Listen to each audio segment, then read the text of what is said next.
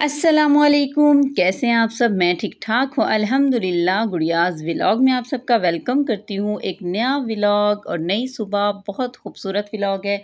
बहुत अच्छी अच्छी इन्फॉर्मेशन आपको मिलने वाली है। मेरे घर आ रहे थे मेहमान और मैं कर रही थी उनके लिए तैयारी। ये रात का क्लिप है। टेबल मैंने रात को ही साफ़ कर दी थी। यहाँ पर बैठ के मैं चाय पीती हूँ, अपनी बुक्स पढ़ती हूँ और सामने बहुत खूबसूरत व्यू है। अगर पर्दे हटा दें तो सामने ग्रीनरी नज़र आती है, जो हमारे घर में इतना खूबसूरत लीमू का पेड़ है। तो गर्मियों में अक्सर शीशा अगर हटा दें तो टेबल पे बहुत डस्ट आ जाती है। तो डेली डस्टिंग के बावजूद भी आपको सफाई करनी पड़ती है। लेकिन अब आप मेहमान आ रहे थे तो कुछ अच्छी वाली सफाई कर रही थी, तो मैं रात में टेबल साफ़ कर रही थी।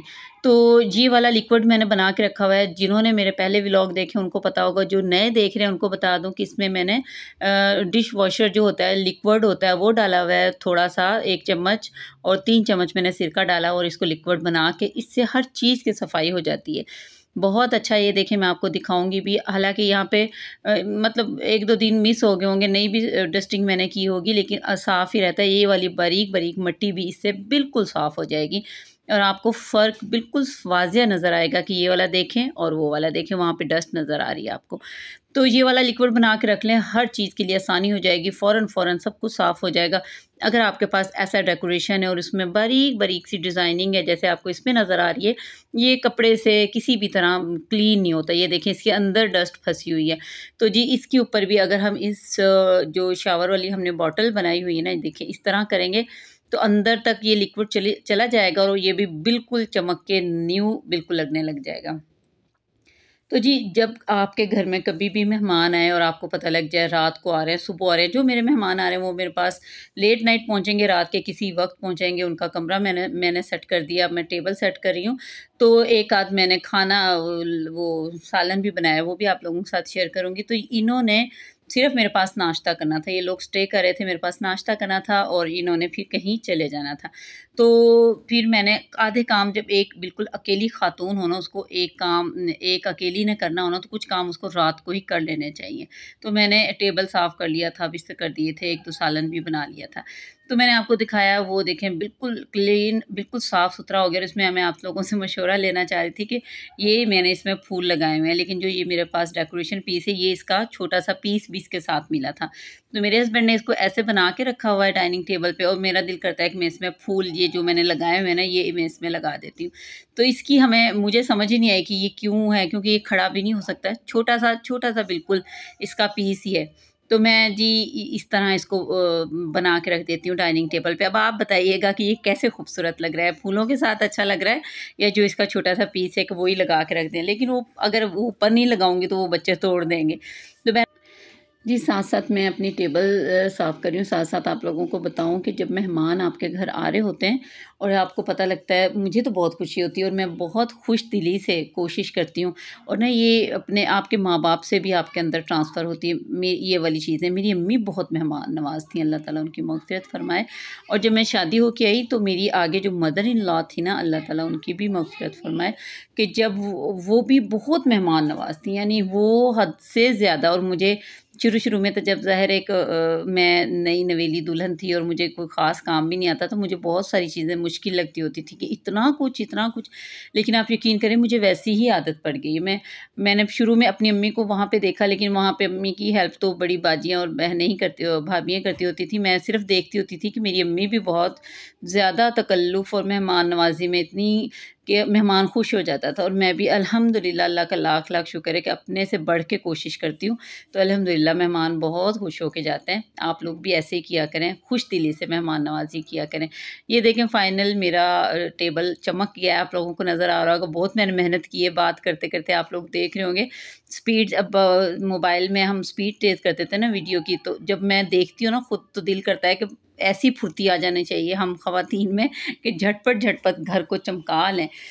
तो ये मैंने बिल्कुल सेट कर दिया था, और जी ताकि सुबह आए मेहमान तो सब कुछ सेट हो। ये मैंने इसके ऊपर ये वाला कवर बिछाया हुआ है ताकि नीचे खराशें बर्तनों की ना लगें। अभी इसकी और भी चीज़ें लेके आनी है मैंने।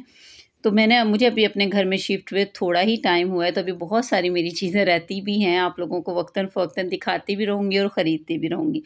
तो जी मैंने पिछले व्लॉग में बताया था कि मेरे हस्बैंड को बुक मिली है, वासिफ़ अली वासिफ़ की एक बुक मिली है और ये आज उनको एक और गिफ्ट मिल गया। पता नहीं आजकल वासिफ़ अली वासिफ़ साहब की बुक्स काफ़ी तक़सीम की जा रही हैं।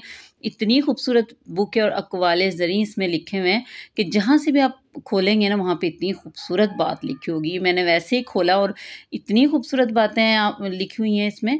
तो ये भी मैंने फिर जहाँ पे मैं अपनी बाकी बुक्स रखी हुई हैं ना, मैं चेंज करती रहती हूँ। बुक शेल्फ़ बनी हुई है, वहाँ से और उठा लाती हूँ, ये रख आती हूँ, फिर ले आती हूँ, रख आती हूँ। तो इसको भी मैंने यहीं पे रख दिया है, तो सुबह में इनको यहाँ से उठा लूँगी। फ़िलहाल यहाँ पे मेरी तस्बीह और ये छोटी-छोटी किताबें। नेक्स्ट मॉर्निंग माशाल्लाह से खैरियत से शुरू हो गई थी और ये वाला क्लिप मेरा बड़ा बेटा बना रहा है जो 10 साल का है माशाल्लाह, अब होने वाला है, बल्कि अभी हुआ भी नहीं है। मैं बना रही थी नाश्ते में, फुल मसरूफ़ थी नाश्ते के नमाज़ के बाद, सॉरी नमाज़ के बाद मैं नाश्ते में मसरूफ़ थी और वो उससे मैंने कहा बेटा एक क्लिप बना के ले आओ अपना, तो वो ये बना के ले आया। मैंने कोफ्ते रात में ही बना लिए थे और थोड़ी-सी माश की दाल। बाकी ये सारी चीज़ें मैंने अंडे की चटनी है, आलू की भुजिया है, कोफ्ते हैं, दाल माश है, पराठे हैं, दही है, रायता है, कई लोग रायता खाते हैं और हाफ़ फ्राई अंडे हैं और अभी तो चीज़ें आ रही थी आहिस्ता-आहिस्ता, तो ये वाला नाश्ता अल्हम्दुलिल्लाह बहुत अच्छा करवाया, गपशप की, बातें की, 1 घंटा मैंने रेस्ट भी किया और जी दोपहर की नमाज़ के बाद, ज़ोहर की नमाज़ के बाद मैं उठी हूँ और ये बच्चों के ओढ़ने वाली चीज़ें, हम एसी में भी ये होते हैं कम्फ़र्टर्स होते हैं बच्चों के जो एसी में भी ओढ़ लेते हैं गर्मियों में। और जी अब जैसे ये थोड़ा मौसम चेंज हो रहा है ना, इसको कहते हैं खट्टा-मीठा मौसम, है ना? बहुत सारे लोग कहते होंगे खट्टा-मीठा मौसम, बहुत मैं कहती हूँ कि ये दरमियाना मौसम है, बहुत खूबसूरत। लेकिन खट्टा-मीठा इसलिए कहते हैं कि समझ नहीं आ रही गर्मी लग रही है कि सर्दी लग रही है, वो वाला है। तो बच्चों के मैंने ये अलग-अलग लिए हुए हैं, तीनों बच्चों के। तो ये एसी में भी यूज़ हुए थे और अब ये वाला मौसम आ गया कि अब भी इस्तेमाल होंगे, तो मैं इनको रोज़ सोच रही थी कि इनको मैं मशीन में डाल दूँ ताकि जब ज़्यादा थोड़ी-सी ठंड हो, बच्चे माँगेंगे तो इनको धुले होंगे तो देने में आसानी हो जाएगी।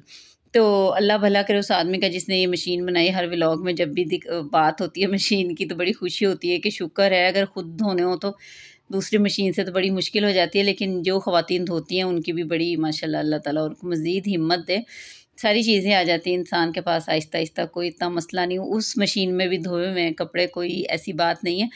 तो जो सहूलत है वो तो सहूलत हो जाती है ना फिर। तो ये दोनों मैंने इसमें डाल दिए थे और इसको मैंने मशीन को चला दिया था।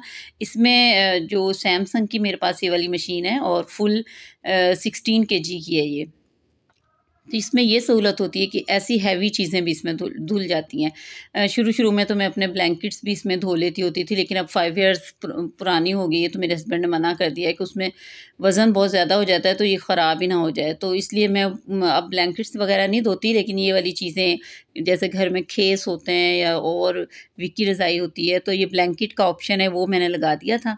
तो इसको बहुत क्लीन कर देगा। 1 घंटा 4 मिनट्स पे मैंने इसको सेट करके रख दिया था और ये जी चल गई थी। अच्छा जी, 1 घंटा गुज़रने के बाद ये धुल गए थे और जब मैंने लॉन्ड्री में इनको फैला दिया था और अब देखें जब हल्की-हल्की मैली आपको नज़र आ रहे होंगे, इतना फ्रेश खिलते हुए लाइट से। आपको पता है मेरी बेडशीट्स लाइट्स होती हैं, मुझे बच्चों के लिए भी ज़्यादा चीज़ें ऐसी ही लेती हूँ, लेकिन धुलने के बाद बिल्कुल फ्रेश हो गई थी। ये बच्चों के साइज़ के मुताबिक ही मैंने ख़रीदी हुई हैं कि उनको मतलब अभी छोटे हैं तो उनको इतनी ही काफ़ी हैं। तो ये मैं फैसलाबाद एक मशहूर शहर है, कपड़े की उसमें फैक्ट्रीज़ हैं, धागे की हैं और बेडशीट्स भी वहाँ पे बहुत खूबसूरत मिलती हैं। मैं ज़्यादातर शॉपिंग वहीं से करती हूँ। ये मैंने खुद ही मतलब ख़रीदी थी और इनके साइडों पे जो है ना, ये मैंने कहीं से लगवाया था। तो जी ईद मिलादुन्नबी की रात थी और हम मेहमान चले गए, सारे घर के काम कर लिए थे, तो जी बाहर निकले थोड़ा-सा, लेकिन हम ज़्यादा आगे नहीं जा सके, बहुत ज़्यादा रश था, निकलना भी नहीं चाहिए, लेकिन बच्चे हर ईद मिलादुन्नबी पे बहुत ज़्यादा कोशिश और मतलब ज़ोर लगाते हैं कि माँ-बाबा हमें कहीं लेके जाएँ। लेकिन हम बस थोड़ा-सा इनको चक्कर लगवा के लेके आए थे। आज मेरे हस्बैंड बताए थे चाँद की भी कोई एक बात थी कि वो पहले सबसे बड़ा चाँद था, मतलब साइज़ में देखने में इतना बड़ा नहीं लग रहा था, लेकिन वाक़ई में बहुत नज़दीक सा चाँद नज़र आ रहा था।